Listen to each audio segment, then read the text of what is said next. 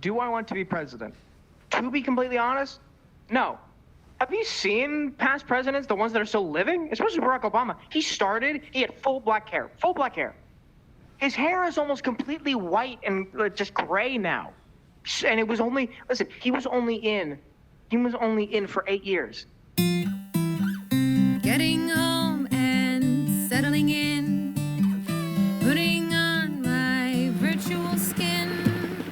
Oh, I love this world, I love this place, I love the sky, I love your face, I love everything I am. I'm ready to just be me, 'cause here I can set my troubles free. Come tell me your story. I would want to be a famous gamer. That would be a level of awesome that I don't think I'm going to be able to achieve because I'm just not very good at video games sometimes. I want to go the route of Queen. If I'm going to do it, I want to do it.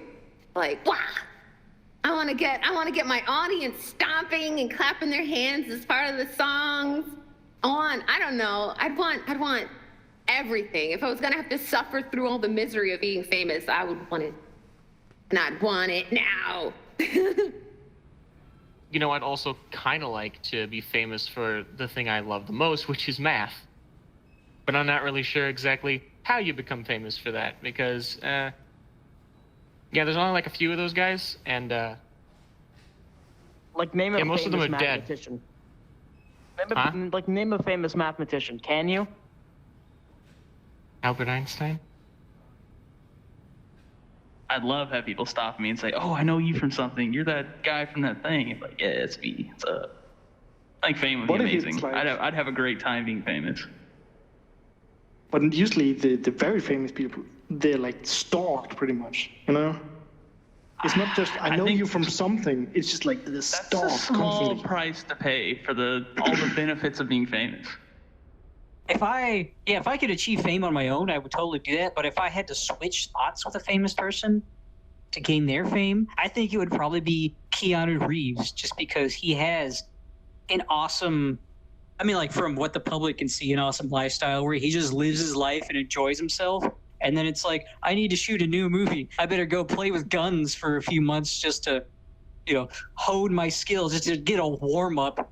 Going through all the shooting ranges, just doing all the awesome stuff and training up on his martial arts skills. And that just seems like he's not even worked. Like, yeah, I'm sure it's hard work, but it seems like he's just having fun.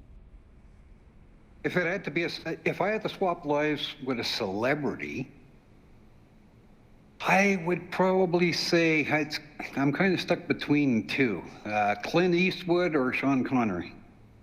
Boom, good.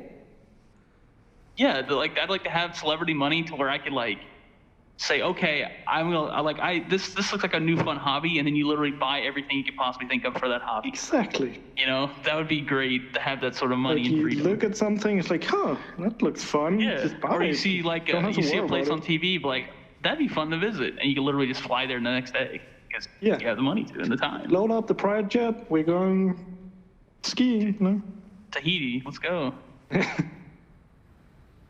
You see, I don't really know what celebrity I would swap with for a day or something, because I'm very comfortable in my own skin right here, and being famous is not something that I need, because I already got my friends. The advantages and disadvantages of being famous are the same thing. Because people knowing you and people looking up to you is power. It gives you opportunities you could never have had before, and it gives you the ability to do things you can't do as just a normal scrub, right? But I think those are also the disadvantages of it as well, in a lot of different ways, because power changes you, and power is almost addictive. If you have power, you become famous because you have power, and people know about that. If you have fame, you get power because you're famous, which gets you more access to more, things. So you get power by being famous. So both lead to one another. There's no beginning or end. It's just two things. If you have one, you get the other, basically. If you have one, you get the other in the bundle. It's kind of like a flower bed. They all come from the same place, but they sprout differently, like in two different ways. So yeah, they are kind of intertwined, but at the same time, they're very separate from each other. If I was the world leader and I had to make the decisions to improve upon the world, my first decision would be to change who the world leader is, because I have no idea how to make the world better. The first thing I would do is try to enable education for everyone, regardless of where they are, who they are, how much money they have. You can see throughout history that the more people are educated, the better the world gets. I would change the title of president to emperor. I think emperor sounds cooler than president. That's probably what I would do. The emperor of the United States. Sounds way cooler than Would president. you also name yourself Palpatine? Maybe. I would wear like, a dark robe Black. when I address Yeah. the Senate, I have a morbid curiosity of nuclear weapons. So if I was in a position of ultimate power, I would just go, okay, we're having a fireworks demonstration. Beep. Ooh, big explosion. But obviously it would be like in the middle of the Antarctic or something, But I want to then see a you would nuclear move from- bomb explosion with my own eyes. Is there anything But wrong then you with would- that?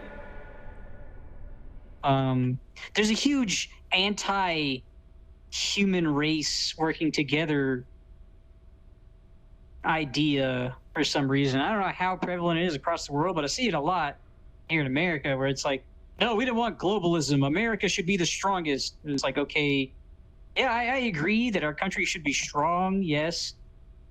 But literally, we still live on the same planet as people who are the same species as us. We need to work together. We are essentially programmed to calculate social hierarchies and make our social decisions based on those. There's a lot of research about that. But if that weren't there and we just viewed everybody on this equal playing field, I think either it would be really nice and really pleasant because we wouldn't be competing with each other for power and fame all the time, or it would be awful and it would be like the internet where everybody's just bickering with each other all the time because they all think they're the authority on everything.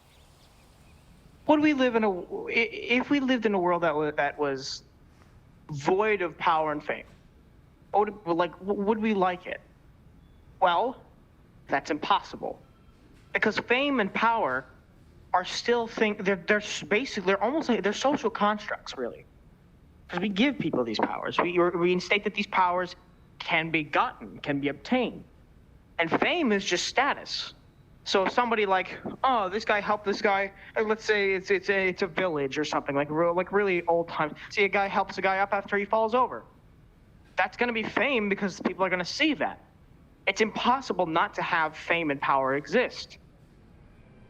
I think people who want to be famous haven't thought it through. The idea of the glory and the spectacle of your presence sounds wonderful because I think everybody wants to be acknowledged. Everybody wants to have somebody be like, hey, you exist. You exist and I think you're pretty cool. I think that's actually all everybody wants. So personally, my goal is to be an almost nobody. All right, let's do it one more time. All right.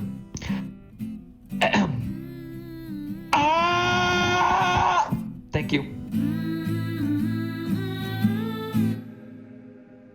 To be or not to be, that is the question.